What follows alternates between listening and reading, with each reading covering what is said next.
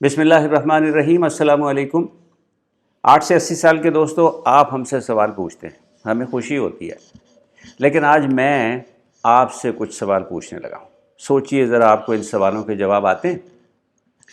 جناب، اگر میں آپ سے یہ پوچھوں کہ اس دنیا پر زندگی کے برقرار رہنے کے لیے کون سا مالیکیول، کون سا مادہ سب سے زیادہ ضروری ہے، یا میں آپ سے یہ پوچھوں کہ کس مادے کے بغیر اس کرۂ ارضی پر زندگی کا وجود ممکن نہیں، یا یہ پوچھوں کہ وہ کون سا مادہ ہے کہ جو انسانوں کے لیے غذا تو شمار ہوتا ہے، انسانی غذا، انسانی خوراک کا حصہ ہوتا ہے، لیکن وہ انسانی جسم کو غذائیت یا توانائی فراہم نہیں کرتا، یا یہ کہ وہ کون سا مادہ ہے کہ جو انسانی جسم میں بنتا تو ہے لیکن اتنی کم مقدار میں کہ وہ انسانی جسم کی ضروریات کو پورا نہیں کر سکتا، اس لیے وہ کافی ساری مقدار میں ہمیں اپنے جسم کے اندر لینا پڑتا ہے۔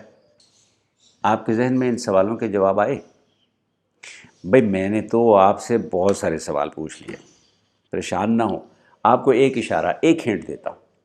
ان سب سوالوں کا جواب ایک ہے۔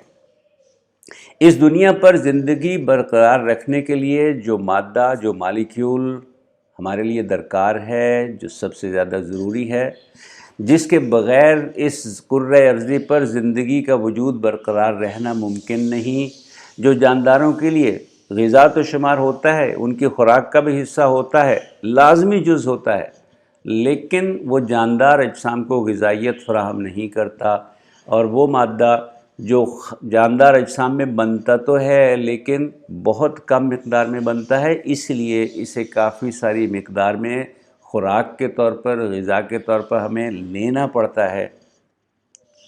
یہ مالیکیول، یہ مادہ ہے پانی۔ جی ہاں، پانی وہ مادہ ہے جس کے بغیر اس زمین پر زندگی کا برقرار رہنا ممکن نہیں۔ بلکہ سچ یہ ہے کہ جس طرح کی زندگی کو ہم جانتے ہیں، اس طرح کی زندگی کا اس پوری کائنات میں کہیں بھی پانی کے بغیر واقع ہونا ممکن نہیں۔ یہی وجہ ہے کہ جب ہم کائنات کی وسعتوں میں دوسری دنیاؤں کو تلاش کر رہے ہوتے ہیں تو اور بہت ساری چیزوں کے علاوہ ہم یہ بھی تلاش کر رہے ہوتے ہیں کہ اس دنیا یعنی اس سیارے پر پانی موجود ہے یا نہیں، اور اگر موجود ہے تو کس حالت، کس کیفیت اور کتنی مقدار میں موجود ہے۔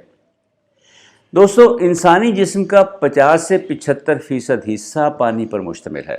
دوسرے اجسام میں تو بعض اوقات یہ مقدار 90% تک بھی چلی جاتی ہے۔ یہ پانی ہمارے خون کا ایک بہت بڑا جز ہے۔ یہ پانی ہمارے خلیوں کو ان کا وجود، ان کی شکل بخشتا ہے۔ یہ پانی ہمارے نظام ہضم میں خوراک کو ہضم کرنے میں مدد دیتا ہے، ہمارے جسم سے فاضل اور زہریلے مادوں کو خارج کر کے ہمیں صحت مند رکھتا ہے، ہمارے جسم کے پٹھوں کو حرکت کرنے کے قابل رکھتا ہے، ہمارے جسم میں موجود چربی اور ہڈیوں میں یہ موجود ہوتا ہے، اور ہمارے جسم کے اندر ہونے والے تمام کیمیائی عمل اسی محلول کی موجودگی کے مرہون منت ہوتے ہیں۔ ہمارے کھانے، پینے، اٹھنے، بیٹھنے، سونے، جاگنے، بھاگنے، دوڑنے، بولنے، سننے، ہر کام کے لیے جسم میں پانی کی خاطر خواہ مقدار کا موجود ہونا ضروری ہے۔ چونکہ ہمارا جسم نہ تو پانی ذخیرہ کر سکتا ہے اور نہ ہی اسے مطلوبہ مقدار میں پیدا کر سکتا ہے، اس لیے اس کی ایک خاطر خواہ مناسب مقدار کا ہماری غذا میں موجود ہونا ضروری ہے۔ یہ اور بات کہ یہ کیلوریز کی شکل میں ہمارے جسم کو کوئی غذائیت فراہم نہیں کرتا۔ دوستو، ہماری زمین پر پانی کی ایک خاصی بڑی مقدار موجود ہے۔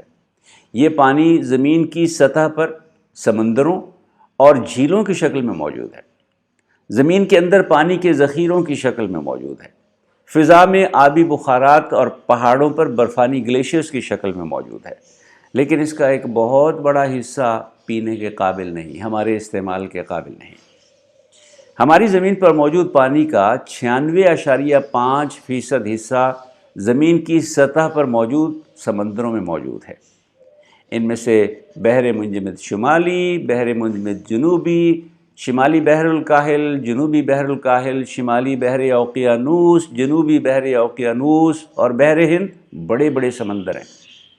ہماری زمین کی سطح کا کوئی 71% حصہ انہی بڑے بڑے سمندروں نے ڈھانک رکھا ہے۔ لیکن جیسا کہ میں نے آپ کو پہلے بتایا، ان سمندروں میں موجود پانی ہمارے استعمال کے قابل نہیں۔ اس زمین پر موجود کل پانی کا ایک بہت چھوٹا سا حصہ، تقریباً 2.5% حصہ ایسا ہے جو انسانی استعمال کے قابل ہے۔ ساتھیو، زمین پر موجود پانی کا یہ 2.5% حصہ جو انسانی استعمال کے قابل ہے، یہ فریش واٹر یا تازہ پانی کہلاتا ہے۔ پانی کی کیفیت کو جن مختلف اصطلاحات میں بیان کیا جاتا ہے، پہلے ذرا ان اصطلاحات کو سمجھ لیجئے تاکہ آپ کو آگے چل کر میری بات آسانی سے سمجھ آ سکے۔ پانی اگر صرف اپنی خالص کیمیائی حالت میں موجود ہو تو اس کو خالص پانی یا پیور واٹر تو کہا جائے گا، لیکن انسان اسے پی نہیں سکتے۔ پانی کی ایک دوسری انتہائی کیفیت یہ ہے کہ اس میں بہت زیادہ مقدار میں نمکیات ہوتے ہیں۔ اسے کھارا پانی یا بریکش واٹر کہا جاتا ہے۔ یہ بھی انسانوں کے لیے پینے کے قابل نہیں ہوتا کیونکہ اس کا ذائقہ بہت کڑوا ہوتا ہے اور اس میں بعض اوقات انسانی جسم کے لیے بہت سارے نقصان دہ مادے بھی شامل ہو جاتے ہیں۔ ان دونوں انتہاؤں کے درمیان پانی کی دو ملتی جلتی کیفیات ہوتی ہیں جنہیں تازہ پانی یا فریش واٹر اور صاف پانی یا کلین واٹر کا نام دیا جاتا ہے۔ یہ وہ دو اقسام ہیں جن کو ہم اپنے استعمال میں لاتے ہیں اور انہی میں سے ہم اپنا پینے کا پانی حاصل کرتے ہیں۔ ان دو میں فرق یہ ہے کہ اگر تازہ پانی میں مٹی موجود ہو تو اسے نکال دینے کے بعد جو پانی حاصل ہوتا ہے اسے صاف پانی کہا جاتا ہے۔ بنیادی طور پر یہی وہ پانی ہے جسے ہم پیتے ہیں اور اپنے دوسرے روزمرہ استعمال میں لاتے ہیں۔ یہ پانی خالص پانی نہیں ہوتا، اس میں مختلف معدنیات مثلا کیلشیم، میگنیشیم، سوڈیم، پوٹاسیم اور ان کے نمکیات موجود ہوتے ہیں، اور اس پانی کا مخصوص ذائقہ اور اس کی مخصوص خوشبو انہی معدنیات اور ان کے نمکیات کی موجودگی اور ان کے تناسب پر منحصر ہوتا ہے۔ اسی طرح بازاروں میں فروخت ہونے والا منرل واٹر یا معدنی پانی بھی دراصل تازہ اور صاف پانی ہی ہے۔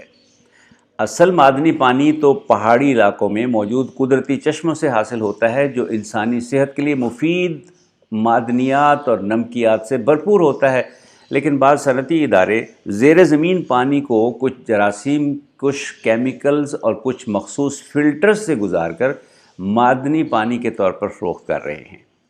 بازار میں فروخت ہونے والا پانی، معدنی پانی، دراصل کلورینیٹڈ اور کاربونیٹڈ تازہ پانی ہے۔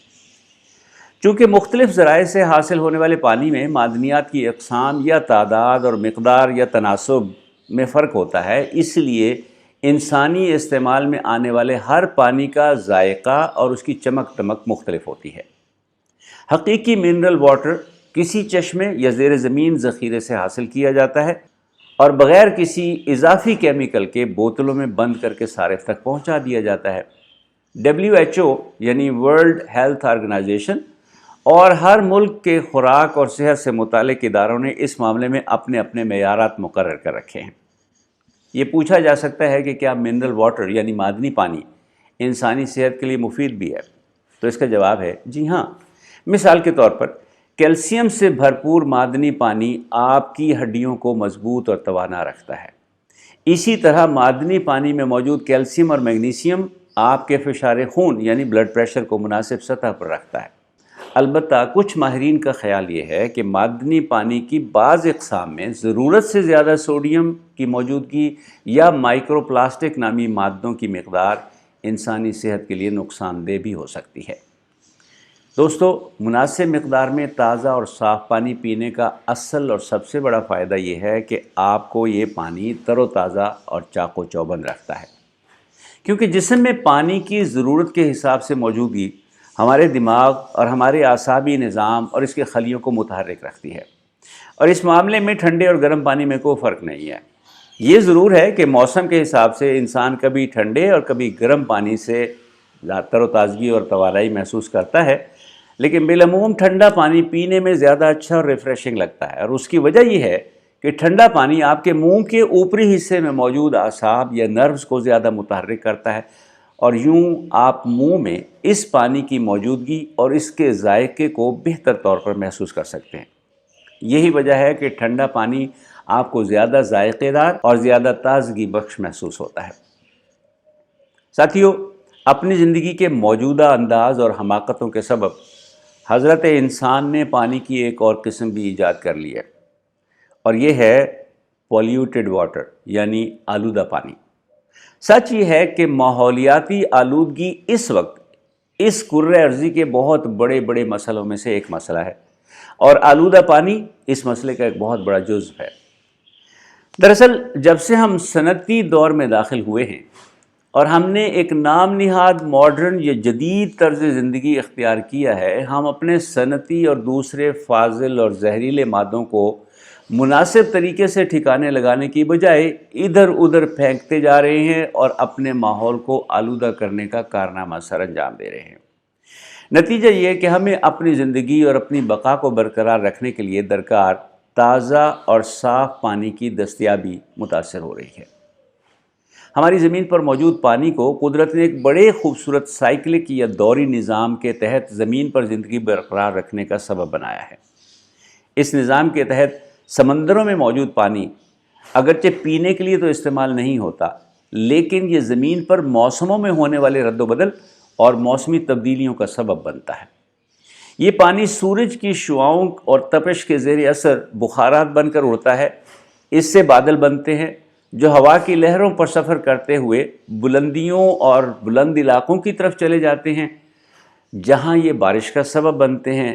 بارش سے گرنے والا پانی ندیوں، نالوں اور دریاؤں کی صورت میں نشیبی علاقوں کی طرف بہتا ہے، جہاں انسان اس سے مختلف کام لیتا ہے اور بالآخر یہ پانی ایک طویل سفر طے کر کے سمندر میں واپس پہنچ جاتا ہے۔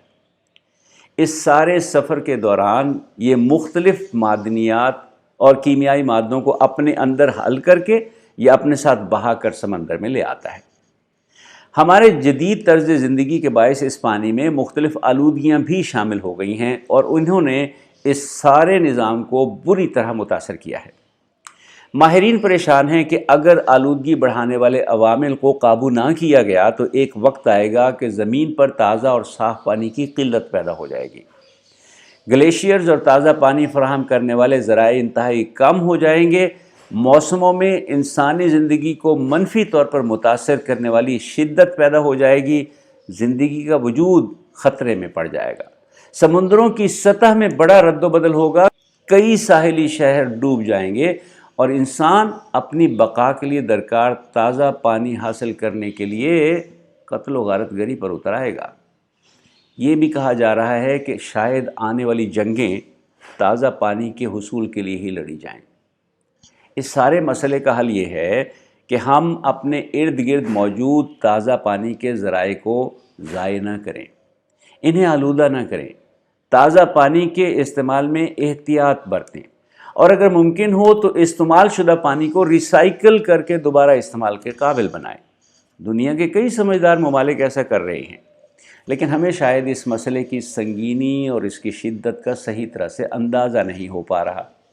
اگر ہم ابھی تک اپنے ارد گرد موجود تازہ پانی کو ضائع کرنے اور آلودہ کرنے سے باز نہیں آ رہے تو اس کا تو یہی مطلب ہے کہ ہمیں اس مسئلے کی سنگینی اور اس کی شدت کا اندازہ نہیں ہے۔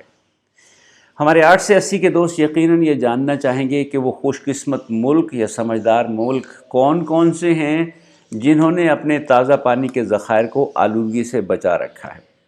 بڑی دلچسپ بات ہے، اس فہرست میں سب سے پہلا نام ہے جنوبی امریکہ کے ایک چھوٹے سے ملک چلی کا، جہاں کچھ علاقوں میں انتہائی صاف اور شفاف ہوا اور پانی موجود ہے۔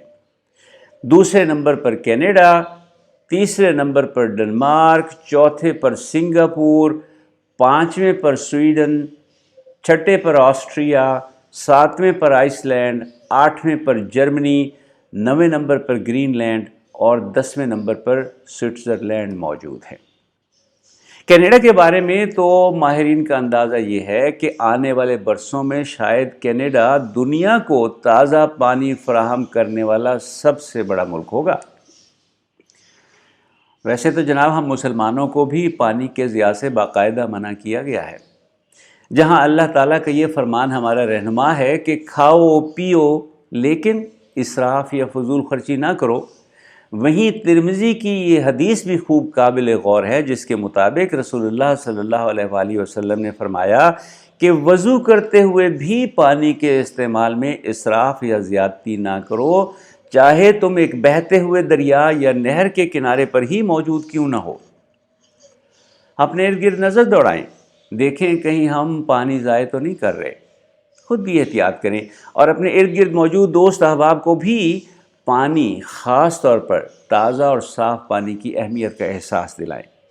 پانی زندگی ہے، اور ایک اچھی خوشگوار زندگی کا انحصار صاف اور تازہ پانی کی خاطر خواہ دستیابی پر ہے۔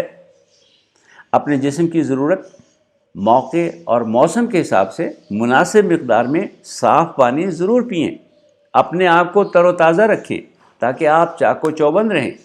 آپ کی جسمانی اعضاء کی کارکردگی کا انحصار آپ کے جسم میں پانی کی مناسب مقدار میں موجود ہونے پر ہے۔ نہائیں دھوئیں، اپنے آپ کو صاف ستھرا رکھیں، صحت مند رہیں، لیکن پانی ضائع نہ کریں۔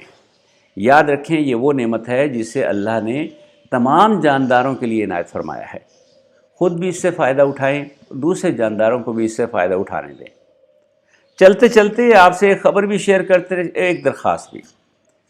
خبر یہ ہے کہ پاکستان میں پانی کی، تازہ پانی کی قلت پیدا ہو رہی ہے، اور خدشہ یہ ہے کہ آنے والے کچھ سالوں میں ہم پانی کے حساب سے کسی قحط کا شکار نہ ہو جائیں۔ درخواست آپ سے یہ ہے کہ انرجی ڈرنکس اور سافٹ ڈرنکس سے حتی الامکان بچیں کہ ان میں موجود کئی کیمیائی مادے آپ کے لیے، آپ کی صحت کے لیے نقصان دہ ثابت ہو سکتے ہیں۔ یاد رکھیں اعتدال میں رہنا آپ کی زندگی کی خوبصورتی اور راحتوں کے لیے ضروری ہے، چاہے یہ اعتدال صرف پانی جیسی چیز کے استعمال میں ہی کیوں نہ ہو۔ اور اب فیض الحسن نسیم کو اپنی آئندہ ویڈیو تک اجازت دیجیے، لیکن چلتے چلتے آپ کو یہ یاد دہانی کراتے چلیں کہ اس چینل کو سبسکرائب کرنا مت بھولیے، اور اس کے لنک کو دوسرے دوستوں سے شیئر کرنا بھی مت بھولیے۔ جتنے زیادہ سے زیادہ دوستوں تک یہ پیغام پہنچ سکتا ہے ان تک پیغام پہنچائیے، تاکہ ہم سب ذمہ داری کا مظاہرہ کریں، اپنے تازہ اور صاف پانی کے ذرائع کو ضائع ہونے سے بچائیں، اپنے ارد گرد آلودہ پانی کی مقدار کم کریں، تاکہ ہم اور ہماری آنے والی نسلیں اللہ تعالیٰ کی اس نعمت سے فائدہ اٹھا سکیں۔ آئندہ ویڈیو میں پھر ملاقات ہوگی۔ والسلام علیکم ورحمۃ اللہ وبرکاتہ۔